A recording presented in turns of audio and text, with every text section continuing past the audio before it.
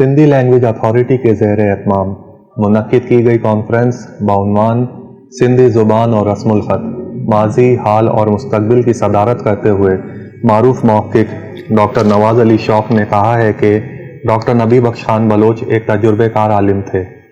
Doctor Bloch ने सिंधी सूरत ख़ती की तारीख़ लिखी, उनके बाद किसी ने इस पर काम नहीं किया। उन्होंने कहा कि बेध्यानी की वजह से हमारा कलमी ज़ख़ीरा ज़ाया हो गया।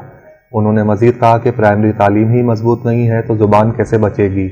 आज के दौर में सिंधी ग्रामर ही नहीं पढ़ाई जाती है।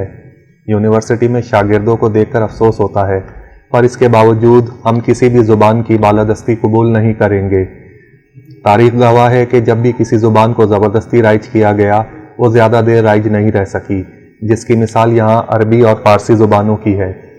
इस कॉन्फ्रेंस में तालीम, सकाफ़त, सियाहत और नवादरात के सूबाई वज़ीर सैयद सरदार अली शाह ने अपने भेजे गए पैगाम और इनके अलावा मारूफ दानिश्वर हज़रात मदद अली सिंधी, फयाज जतोई, शबनम गुल, मोहम्मद अली मांझी व दीगर ने भी अपने अपने ख्यालात का इजहार किया, जिसके बाद मुख्तलिफ अदीबों की कुतुब की रोनुमाई की गई और इनमें अवार्ड्स भी तकसीम किए गए।